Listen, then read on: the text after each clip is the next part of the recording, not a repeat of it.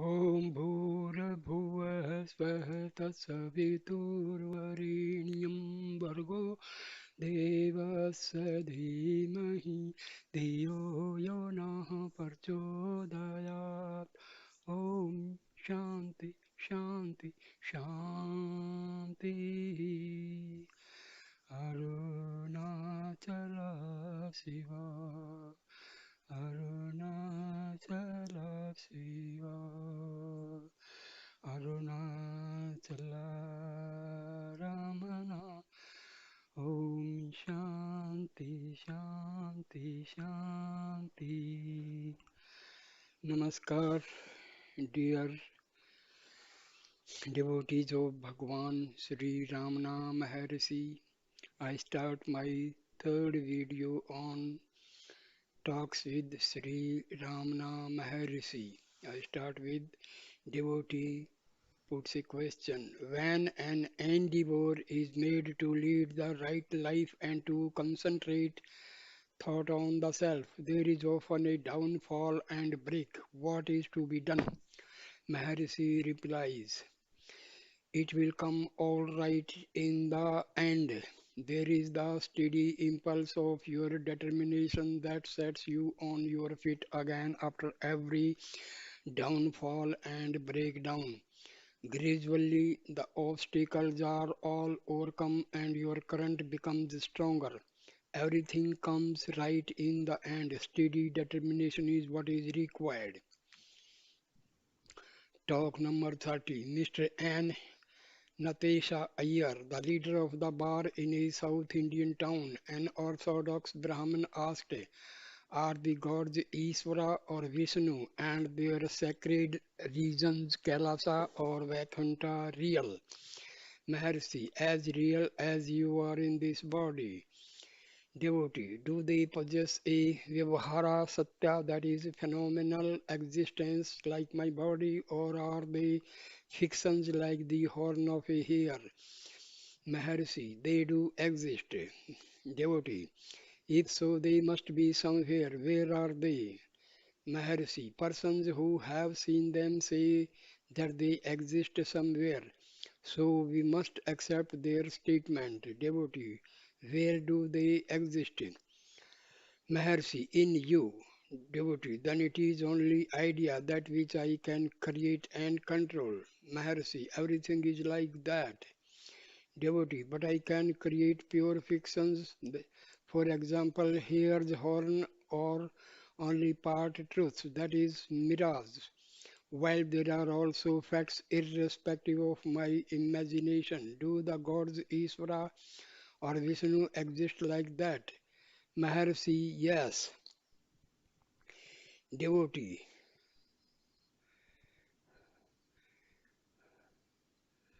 is he subject to devotee? Is he subject to parlaya cosmic dissolution? Maharshi, why? Man becoming aware of the self transcends cosmic dissolution, parlaya, and becomes liberated mukta. Why not God Isvara, who is infinitely wiser and abler? Devotee, do devas and pisachas, devils exist similarly? Maharshi, yes. Devotee, how are we to conceive of supreme consciousness, Chaitanya Brahma? Maharshi, as that which is. Devotee, should it be thought of as self-effulgent? Maharshi, it transcends light and darkness. An individual jiva sees both. The self enlightens the individual to see light and darkness. Devotee, should it be realized as I am not the body, nor the agent, nor the enjoyer, etc. Maharshi, why these thoughts do we now think that we are man, etc.? By not thinking so, do we cease to be man? Devotee, should one realize it then by the scriptural texts such as there are no differences here? Nih na asti kinchan. Mercy, why even that? Devotee, if we think I am the real, will it do? Mercy, all thoughts are inconsistent with realization. The correct The correct state is to exclude thoughts of ourselves and all other thoughts. Thought is one thing and realization is quite another. Devotee, is it not necessary or at least advantageous to render the body invisible in one's spiritual progress? Maharshi, why do you think of that? Are you the body? Devotee, no. But advanced spirituality must effect a change in the body. Is it not so? Maharshi, what change do you desire in the body and why? Devotee, is not invisibility evidence of advanced wisdom? Maharshi, in that case, all those who spoke, who wrote, and who passed their lives in the sight of others must be considered ignorant, Agyanis. Devotee, but the sages Vasistha and Valmiki possessed such powers. Maharshi, it might have been their fate, prarabdha, to develop such powers, siddhis, side by side with their wisdom, jnana. Why should you aim at that which is not essential but apt to prove a hindrance to wisdom, jnana? Does the sage jnani feel oppressed by his body being visible? Devotee, no. Maharshi, a hypnotist can render himself suddenly invisible. Is he therefore a sage, jnani? Devotee, no. Maharshi, visibility and invisibility refer to a seer. Who is that seer? Solve that first. Other matters are unimportant. Devotee, the Vedas contain conflicting accounts of cosmogony. Either is said to be the first creation in one place, vital energy, prana in another place, something else in yet another, water in still another, and so on. How are these to be reconciled? Do not these impair the credibility of the Vedas? Maharshi, different seers saw different aspects of truth at different times, each emphasizing some one view. Why do you worry about their conflicting statements? The essential aim of the Veda is to teach us the nature of the imperishable Atma and show us that we are that. Devotee, I am satisfied with that portion. Maharshi, then treat all the rest as Artha auxiliary arguments or expositions for the sake of the ignorant who seek to trace the genesis of things and matters. Devotee, I am a sinner. I do not perform religious sacrifices, homas, etc. Shall I have painful rebirths for that reason? Pray save me. Mercy, why do you say that you are a sinner? Your trust in God is sufficient to save you from rebirth. Cast all burden on Him. In the Piruvachgam it is said, though I am worse than a dog, you have graciously undertaken to protect me. This delusion of birth and death is maintained by you. Moreover, am I the person to sift and judge? Am I the Lord here? O Maheswara, it is for you to roll me through bodies by birth and death, or to keep me fixed at your own feet. Therefore have faith and that will save you. Devotee, sir, I have faith and still I encounter difficulties. Weakness and giddiness afflict me after I practice concentration. Maharshi, breath control pranayama properly performed should increase one's strength. Devotee, I have my professional work and yet I want to be in perpetual dhyana. Will they conflict with each other? Maharshi, there will be no conflict. As you practice both and develop your powers, you will be able to attend to both. You will begin to look on business as a dream. says the Bhagavad Gita, that which is the night of all beings. For the disciplined man is the time of waking when other beings are waking, then it night for the sage who sith. Talk number 31. A visitor asked, what to do to get liberation moksha? Maharshi, learn what liberation is. Devotee, should I do worship upasana for it? Maharshi, worship is for mind control, chitta nirodha and concentration. Devotee, should I do idol worship? Is there any harm in it? Maharshi, so long as you think you are the body, there is no harm. Devotee, how to get over the cycle of birth and death? Maharshi, learn what it means. Devotee, should I not leave my wife and family? Maharshi, how do they harm you? First find out who you are. Devotee, should not one give up wife, wealth and home? Maharshi, learn first what samsara is. Is all that samsara? Have there not been men living among them and getting realization? Devotee, what are the steps of practical training? Sadhana for it.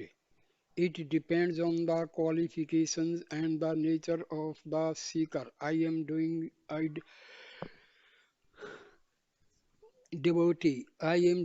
idol worship. Maharshi, go on with it. It leads to concentration of mind. Get one pointed, all will come out right. People think that freedom, moksha, is somewhere yonder and should be sought out. They are wrong. Freedom, moksha, is only knowing the self within yourself.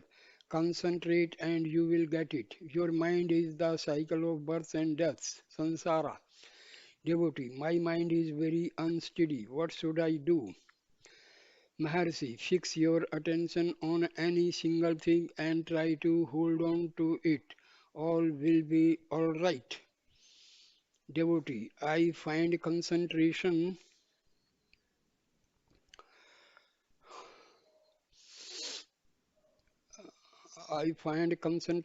difficult. Mercy, go on practicing.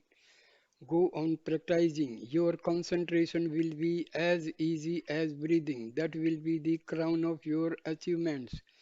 Devotee, are not abstinence and pure food helpful? Maharshi, yes, all that is good. Then Maharshi concentrates and silently gazes at the vacancy and thus sets an example to the questioner. Devotee, do I not require yoga? Maharshi, what is it but the means to concentration? Devotee, to help concentration, is it not good to have some aids? Maharshi, breath regulation, etc. are such helps. Devotee, is it not possible to get a vision of God? Maharshi, yes, you see this and that.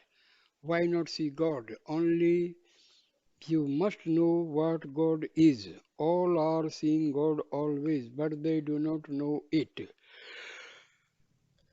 You find what God is. People see yet see not because they know not God. Devotee, should I not go on with repetition of sacred syllables, mantra japa, for example, Krishna or Rama's name when I worship images? M. Maharshi, mental japa is very good. That helps meditation. Mind gets identified with the repetition and then you get to know what worship puja really is. The losing of one's individuality in that which is worshipped.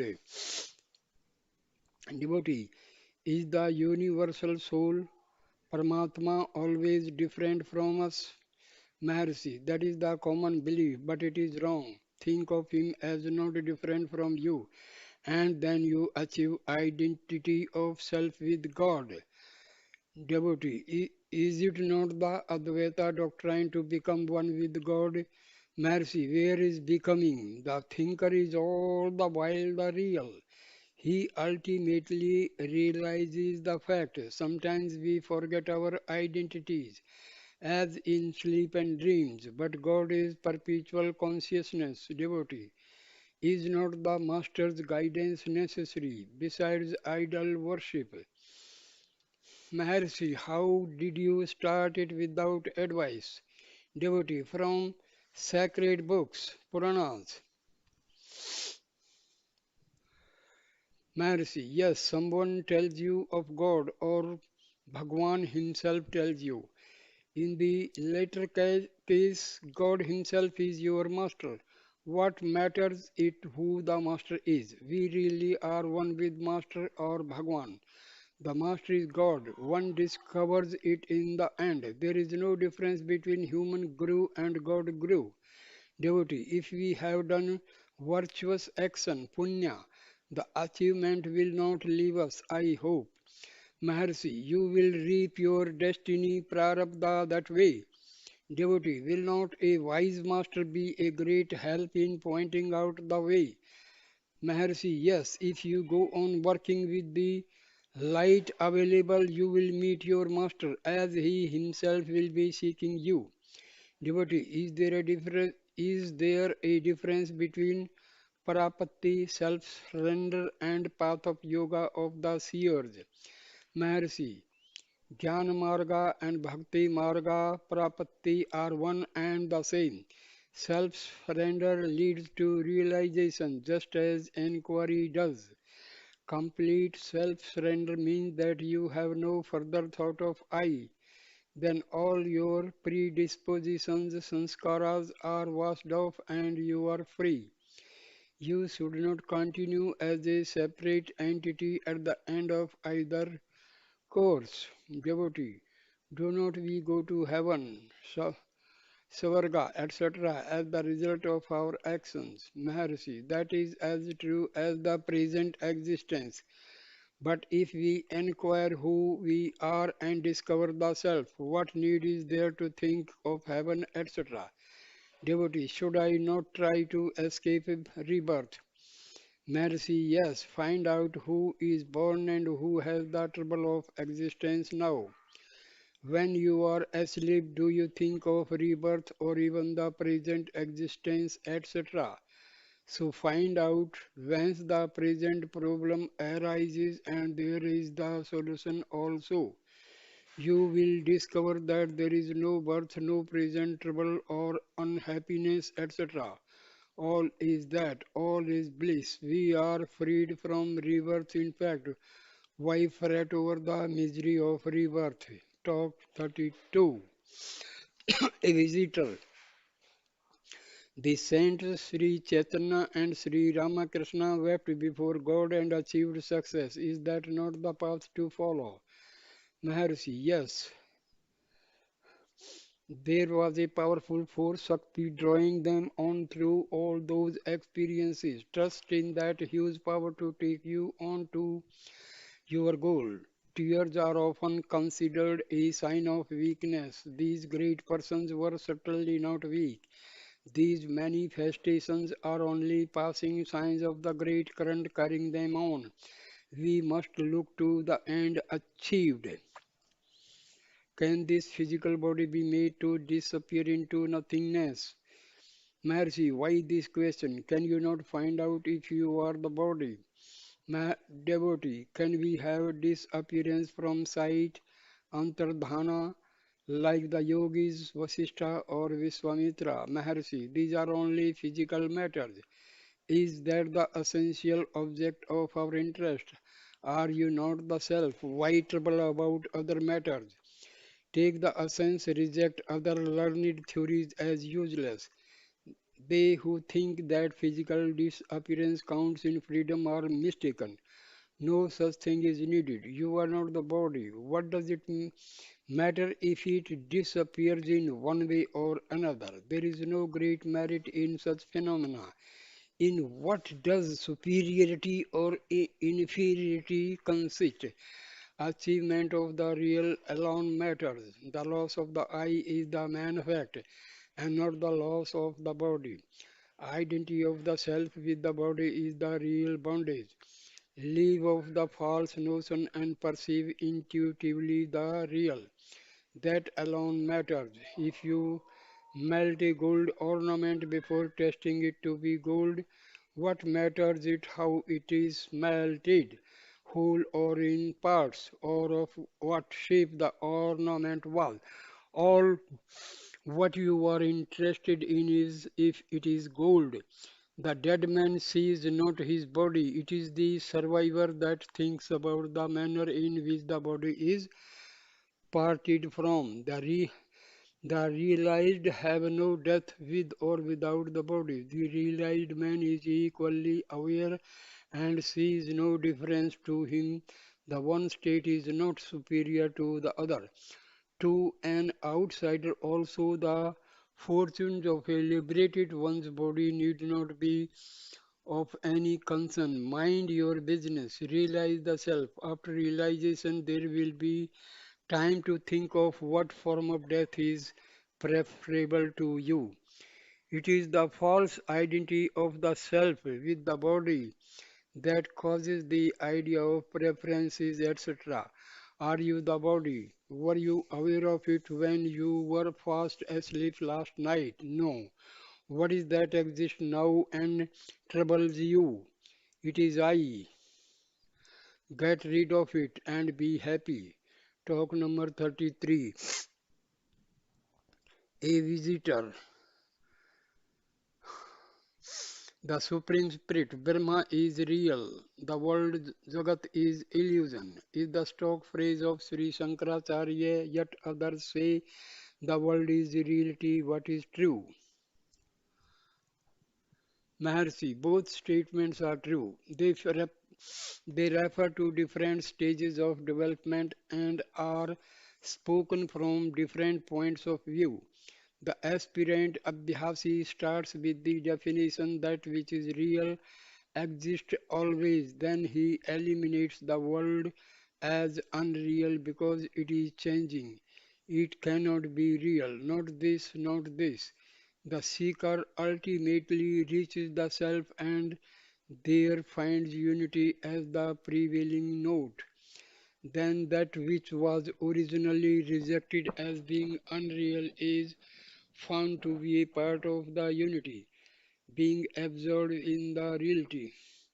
The world also is real. There is only being in self realization and nothing but being. Again, reality is used in a different sense and is applied loosely by some thinkers to objects. They say that the reflected Abhyasika reality admits of degrees which are named Vyavaharika Satya, everyday life. This chair is seen by me and is real. 2. Pratibhasika Satya, illusory, illusion of a serpent in a coiled rope.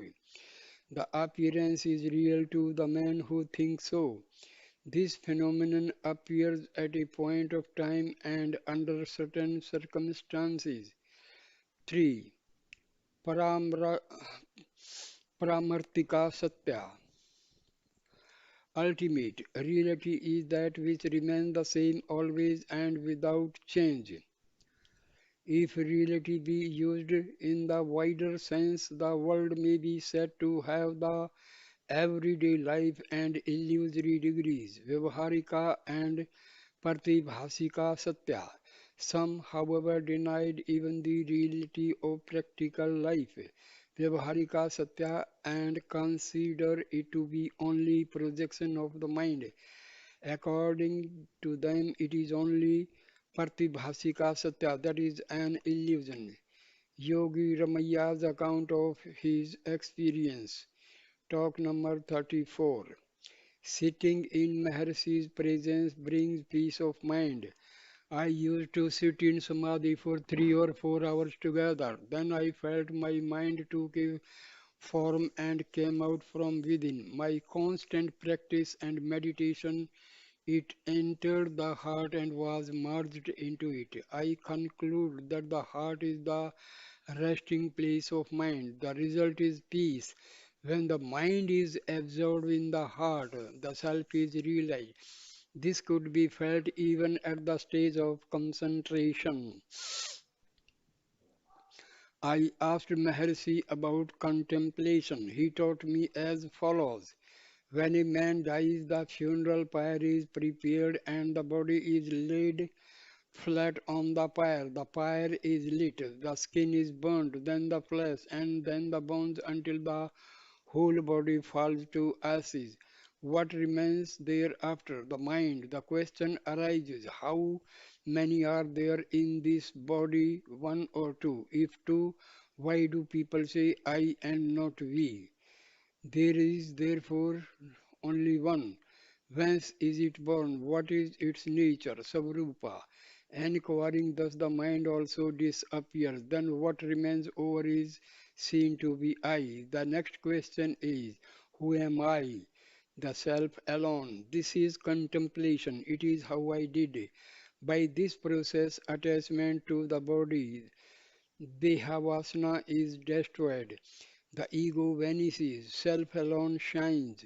One method of getting mind dissolution, manolaya, is association with great ones. The yoga adepts, yoga arudhas, they are perfect adepts in samadhi. Self realization has been easy, natural, and perpetual. To them, those moving with them closely and in sympathetic contact gradually absorb the samadhi habit from them. Talk number 35. An educated visitor and Bhagwan about An educated visitor asked Bhagwan about Dvaita and Advaita. Maharshi, identification with the body is Dvaita, non-identification is Advaita. Talk number 36. An aristocratic and distinguished lady visitor from the north, accompanied by her private secretary, arrived at noon. Waited a few minutes and asked Maharshi soon after he returned to the hall after lunch. Ma- Devotee, Maharajji, can we see the dead? Maharshi, yes. Can the yogis show them to us? Maharshi, yes. They may, but do not ask me to show them to you, for I cannot. Devotee, do you see them? Yes, in dreams. Devotee, can we realize the goal through yoga? Maharshi, yes. Devotee, have you written on yoga? Are there books on the subject by you? Maharshi, yes. After she left, the master observed, did we know our relatives before their birth, that we should know them after their death? Talk number 37. What is karma? Asked someone. Maharshi, that which has already begun to bear fruit is classified as prarabdha karma, past action. That which is in store and will later bear fruit is classified as sanchita karma, accumulated action. This is multifarious like the grain obtained by villagers as barter from crass grains. Such bartered grains consist of rice, ragi, barley, etc. Some floating on, others sinking in water. Some of it may be good, bad, or indifferent. When the most potent of the multifarious accumulated karma begins to bear fruit in the next birth, it is called the prarabdha of that birth. Talk 38. When one of the present attendants came the first time to Bhagwan, he asked, what is the way for liberation? Maharshi replied, the way already taken leads to liberation. 22nd September 1936. Talk number 39. Conversing with R. Sesagari Rao, a visitor, Maharshi remarked that a self-realized says Atmajnani alone can be a good karma yogi. After the sense of doership has gone, let us see what happens. Sri Sankara advised inaction, but did he not write commentaries and take part in disputation? Do not trouble about doing action or otherwise. Know thyself. Then let us see whose action it is, whose is it. Let action complete itself. So long as there is the doer, he must reap the fruits of his action. If he does not think himself the doer, there is no action for him. He is an ascetic who has renounced worldly life. Sannyasin, devotee, how did the ego arise? Maharshi, it is not necessary to know it. Know the present. Not knowing that, why do you worry about other times? Maharshi said in reply to a question, is the world within you or without you? Does it exist apart from you? Does the world come and tell you, I exist? Talk number 40. The Brahmin questioner resumed, how do we know that action is ours or not? Maharshi, if the fruits of actions do not affect the person, he is free from action. Devotee, is intellectual knowledge enough? Maharshi, unless intellectually known, how to practice it. Learn it intellectually first, then do not stop with that. Practice it. Maharshi then made certain remarks. When you adhere to one philosophical system, Siddhanta, you are obliged to condemn the others. That is the case with the heads of monasteries. All people cannot be expected to do the same kind of action. Each one acts according to his temperament and past lives. Wisdom, devotion, action, jnana, bhakti, karma are all interlocked. Meditation on forms is according to one's own mind. It is meant for ridding oneself of other forms and confining oneself to one form. It leads to the goal. It is impossible to fix the mind in the heart to start with. So these aids are necessary. Krishna says that there is no birth, Janma, to you, me, etc. And later says he was born before Aditya, etc. Arjuna disputes it. Therefore, it is certain that each one thinks of God according to his own degree of advancement. You say you are the body in wakeful state, not the body in sleep.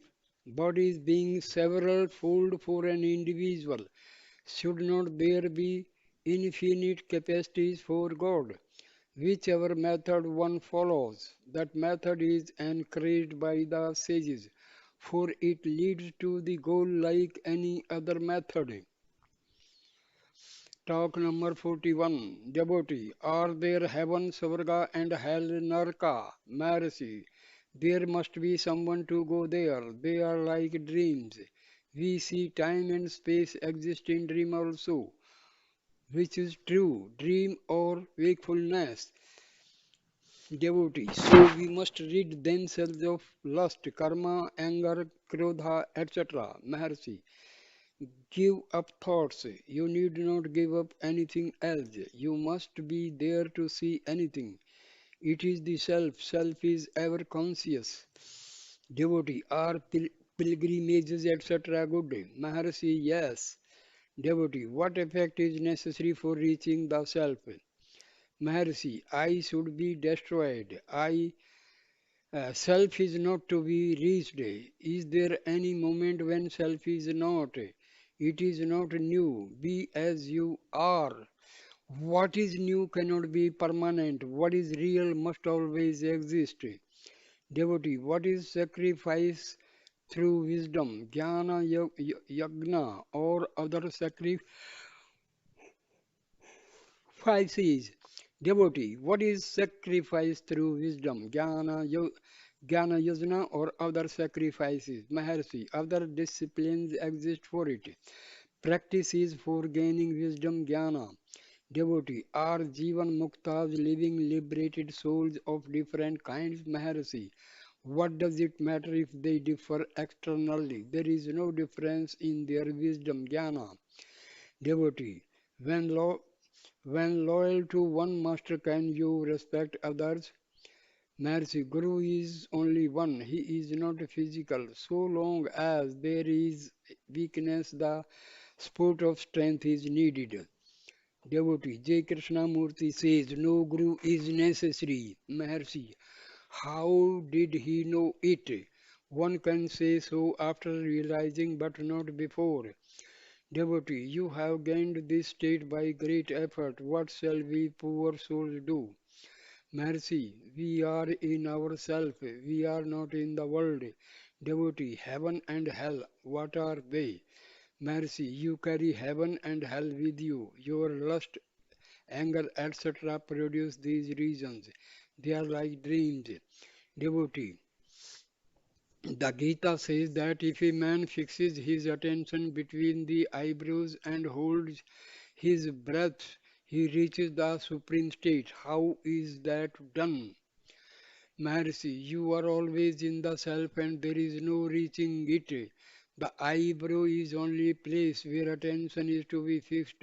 Seat of meditation, upasana sthana.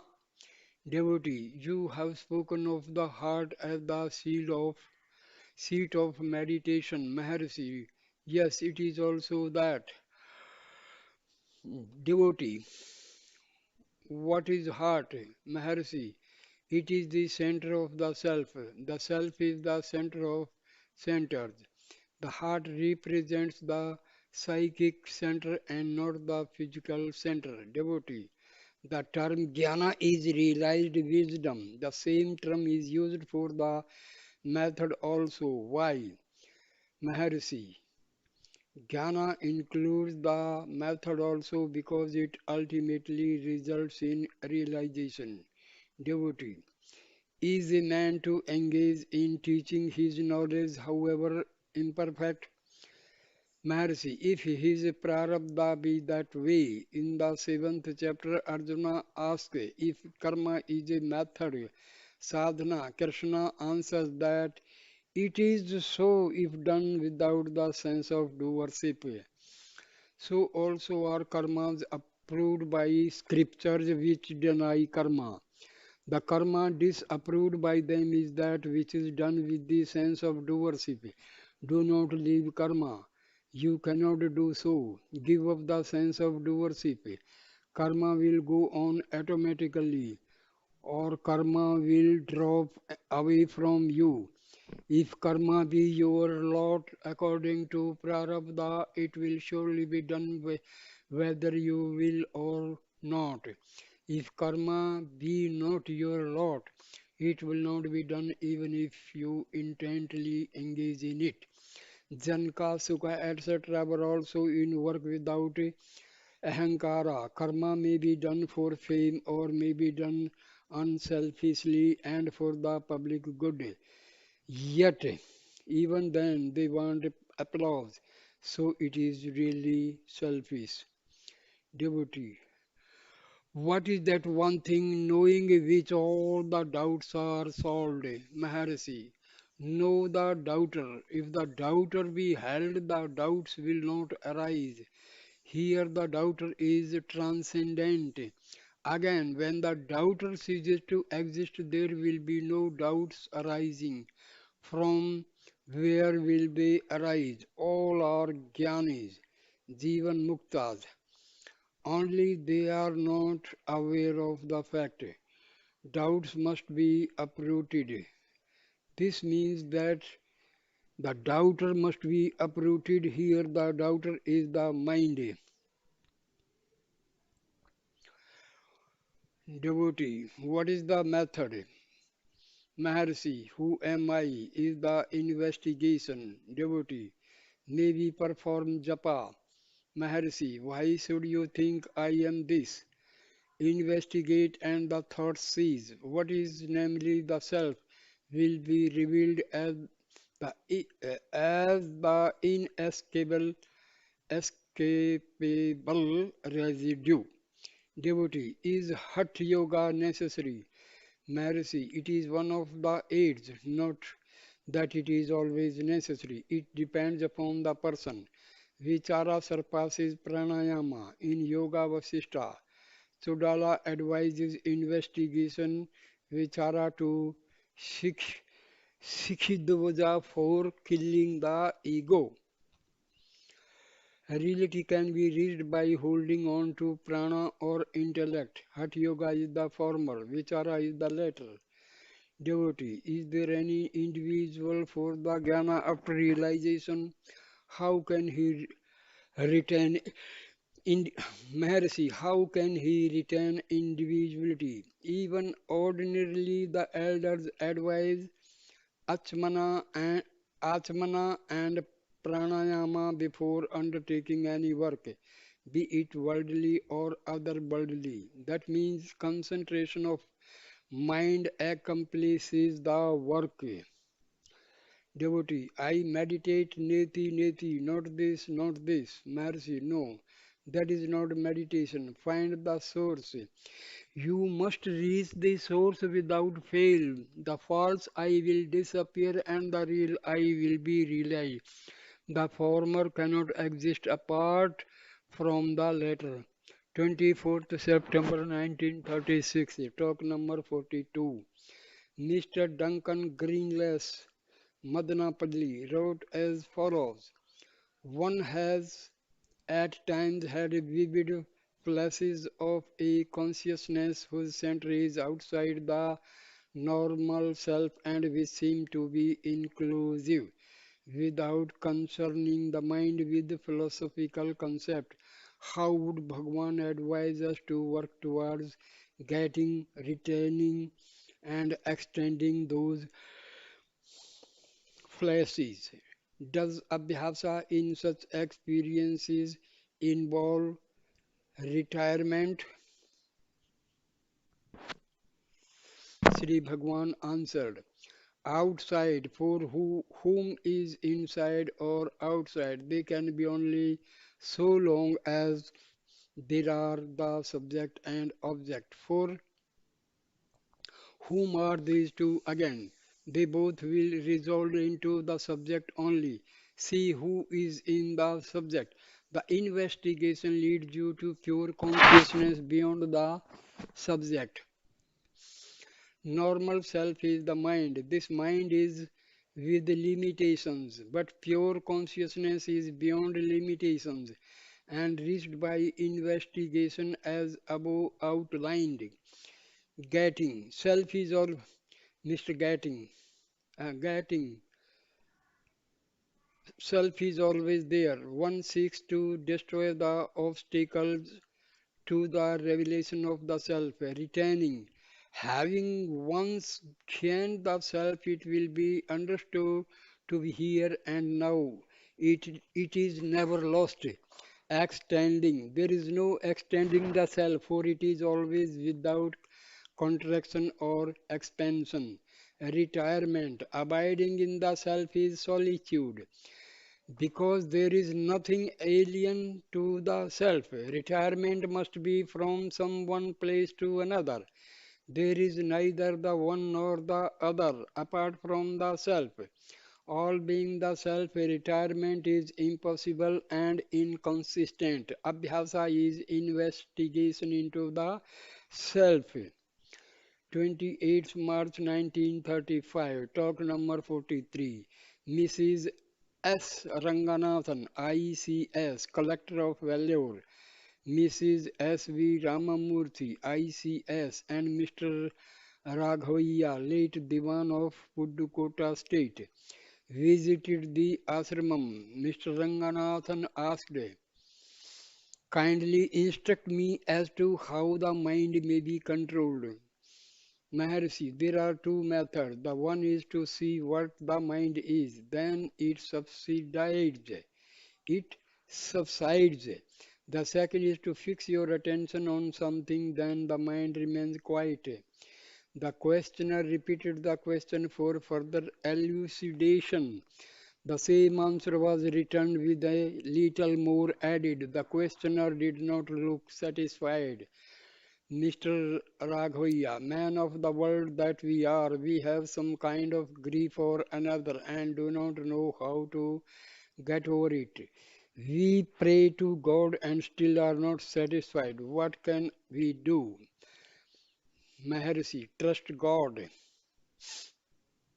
Devotee, we surrender but still there is no help.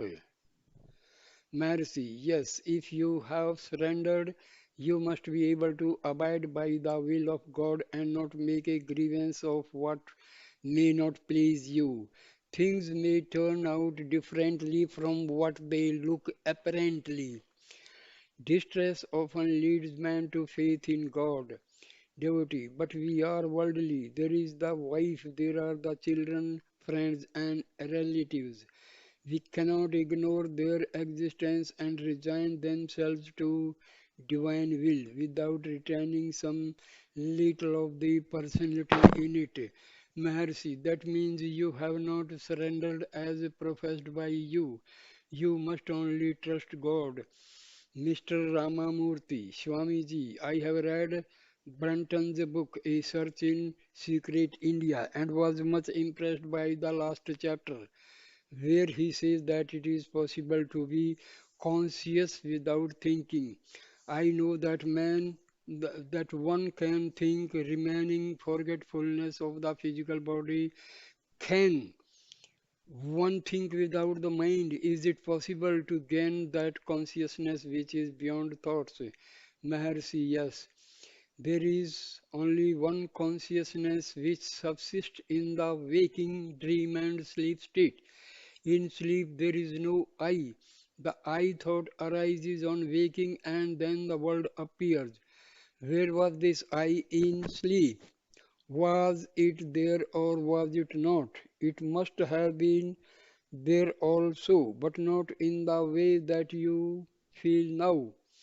The presentation is only the I thought, whereas the sleeping I is the real I. It subsists all through. It is consciousness. If it is known, you will see that it is beyond thoughts. Devotee, can we think without the mind? Maharshi, thoughts may be like any other activities, nor disturbing to the supreme consciousness. Devotee, can one read others' mind? The master, as usual, told him to find his self before worrying about others. Where are others apart from one's own self? Asked the master. Mr. Raghavya, how shall we correlate the higher experience with the lower experience, meaning spiritual experience with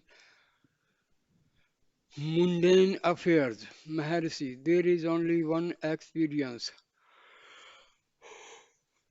What are the worldly experiences but those built up on the false I? Asked the most successful man of the world. If he knows himself, he will say no. What can anyone know without knowing the self? All worldly knowledge is built upon such a flimsy foundation. Mr. Ramamurthy, how to know the real as distinct from the false I? Maharshi, is there anyone who is not aware of himself? Each one knows but yet does not know. The self. A strange paradox. The master added later. If the inquiry is made whether mind exists, it will be found that mind does not exist. That is control of mind. Otherwise, if the mind is taken to exist and one seeks to control it, it amounts to mind controlling the mind, just like a thief turning out to be a policeman to catch the thief. That himself, mind persists in that way alone but eludes itself.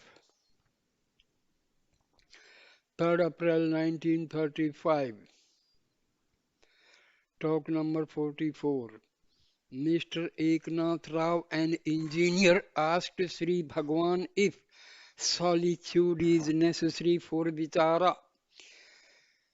Maharshi, there is solitude everywhere. The individual is solitary. Always his business is to find it out within and not seek it without.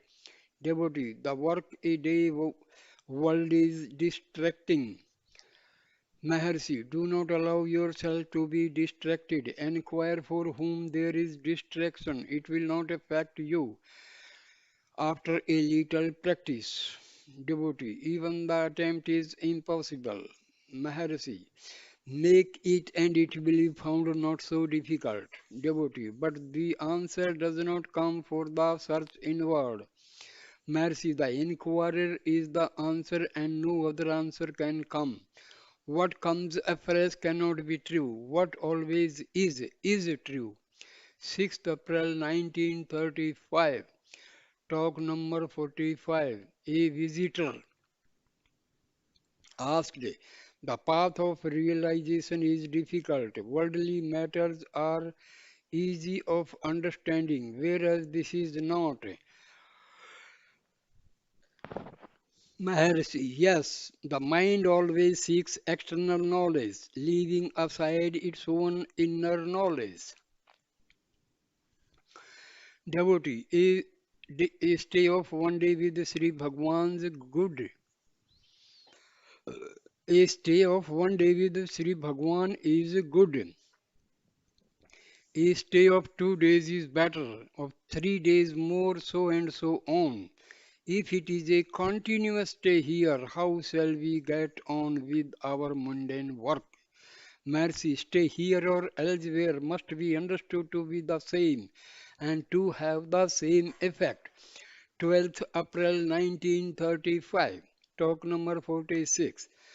After hearing the Malayalam version of Upadesa Sara chanted, Mr. Ramachandra Iyer of Nagarkoil asked in a characteristically unsophisticated way about the mind, concentration and control. The master said that the mind is only identity of the self with the body.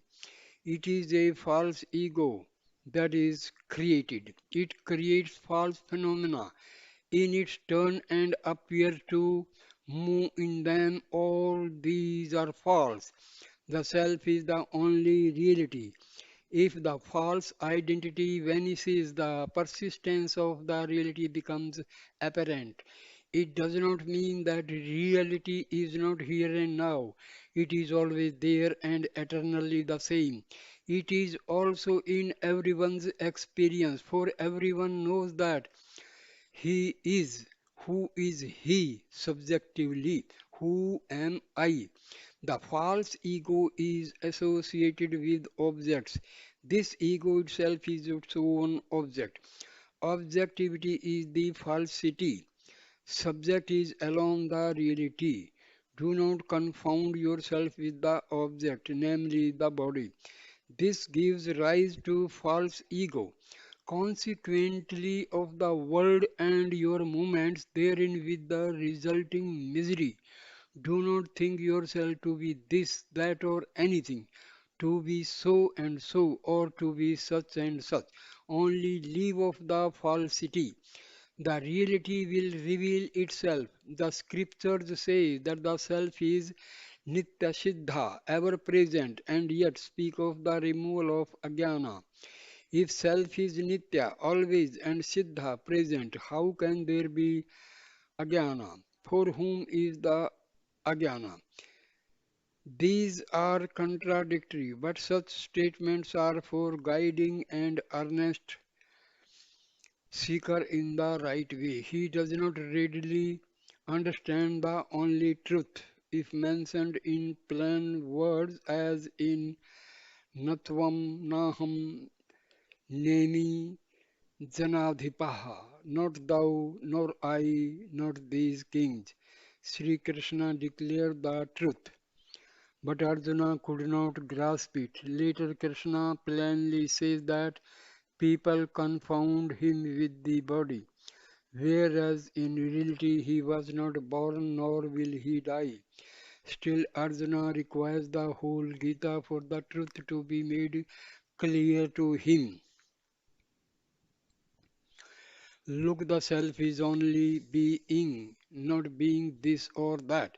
It is simple being, be, and there is an end of the ignorance. Enquire for whom is the ignorance. The ego arises when you wake up from sleep. In deep sleep, you do not say that you are sleeping and that you are going to wake up or that you have been sleeping so long.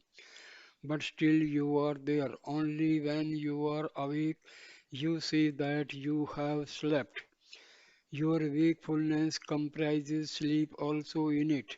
Realize your pure being, let there be no confusion with the body. The body is the result of thoughts. The thoughts will play as usual, but you will not be affected. You were not concerned with the body when asleep, so you can always remain. Mr. Eknath Rao, how can anyone reconcile such activity with the wage earning which is a necessity for worldly people? Maharshi, actions form no bondage. Bondage is only the false notion. I am the doer. Leave off such thoughts and let the body and senses play their role, unimpeded by your interference. 12, 20th April 1935, talk number 47. A Malayali visitor expressed his concern for the misery of the world and his opinion that quest for self-looked selfish in the midst of such a suffering environments his solution appeared to be selfless work. Maharshi, the sea is not aware of its wave. Similarly, the self is not aware of its ego. Note, this makes clear what Sri Bhagwan means by quest for the source of ego. Talk number 48. A visitor asked Sri Bhagwan, you are Bhagwan, so you would know when I shall get jnana. Tell me when I shall be a jnani. Sri Bhagwan replied, if I am Bhagwan, there is no one besides the self. Therefore, no jnani or ajnani. If otherwise, I am as good as you are and know as much as yourself. Either way, I cannot answer your question. Talk 24th April 1935. Talk number 49. Some men ask the master questions which ultimately resolve themselves into one that I is not perceptible, however much they might struggle. The master's reply was in the usual strain. Who is that says that I is not perceptible? Is there an I ignorant and I elusive? Are there two eyes in the same person? Ask yourself these questions. It is the mind which says that I is not perceptible. Where is that mind from? Know the mind. You will find it a myth. King Janka asked, I have discovered the thief who had been ruining me so long. I will now deal with him summarily, then I shall be happy. Similarly, it will be with others. Devotee. How to know the I? Maharshi, the I is always there. There is no knowing it. It is not a new knowledge acquired. What is new and not here and now will be evanescent only. The I is always there. There is obstructions to its knowledge and it is called ignorance. Remove the ignorance and knowledge shines forth. In fact, this ignorance or even knowledge is not for Atma. They are only overgrowth to be cleared off. That is why Atma is said to be beyond knowledge and ignorance. It remains as it naturally is. That is all. Devotee, there is no perceptible progress in spite of attempts. Progress can be spoken of in things to be obtained afresh, whereas here it is removal of ignorance and not acquisition of knowledge. What kind of progress can be expected in the quest for the self? Devotee, how to remove the ignorance? Maharshi, while lying in bed in Tiruvannamalai, you dream in your sleep that you find yourself in another town. The scene is real to you. Your body remains here on your bed in a room. Can a town enter your room, or could you have left this place and gone elsewhere, leaving the body here? Both are impossible. Therefore, your being here and seeing another town are both unreal. They appear real to the mind. The eye of the dream soon vanishes. Then another eye speaks of the dream. This I was not in the dream. Both the eyes are unreal. There is the substratum of the mind which continues all along, giving rise to so many scenes. And an I rises forth with every thought, and with its disappearance, that I disappears too. Many eyes are born and die every moment. The subsisting mind is the real trouble. That is the thief, according to Janka. Find him out and you will be happy. Talk number 50.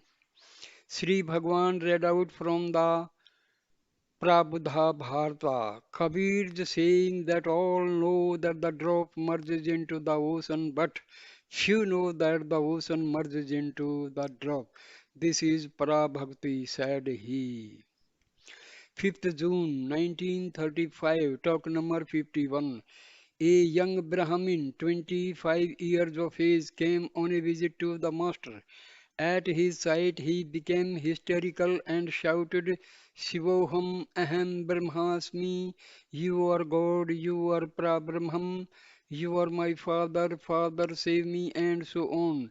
His hysteric vexing, he beat his chest violently, alternately with both his hands, shouting Shivoham, Shivoham. Then again he shouted hysterically, gnashing his teeth, I will stamp out materialism, as if he was crushing materialism between his teeth. Then he asked, either give me power, or I will. He began as if to throttle himself. When gently removed by others, he fell prostrate before Sri Bhagwan, saying, I will take refuge at the feet of my father. Father, you are Parthasarthi, I am Arjuna, we will stamp out materialism, and so on. He was finally taken away from the presence of Maharshi.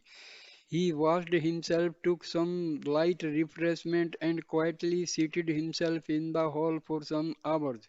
He abstained from the midday meal. In the afternoon, he had another fit when he shouted, I will chop off the head of Krishna. If he should come here now, he advised me to give up my job, but does not protect my mother, or let him chop off my head, and so on. After some hours of quiet, Sri Bhagwan asked Mr. K.L. Sharma to read out a portion of his commentary on Anubandha, appendix 40 verses. The gist of it is that people unable to help themselves ask for divine power to be utilized for human welfare. This is similar to the story of a layman who blustered, saying that he would overpower the enemy if only he were helped onto his legs. The intention is good, but there is no sense of proportion. The young man, on hearing it, suddenly sprang to his feet, saluting Sri Bhagwan and saying, Father, Father, I was mistaken. pardon me, teach me, I shall abide by what you say, and so on. Then again in the evening he prostrated himself, saying, I surrender. So here I ends third video. Thank you for watching and listening this video. Please like, comment and share the video and subscribe my channel. Thank you. Arunachala Shiva, Arunachala Shiva, Arunachala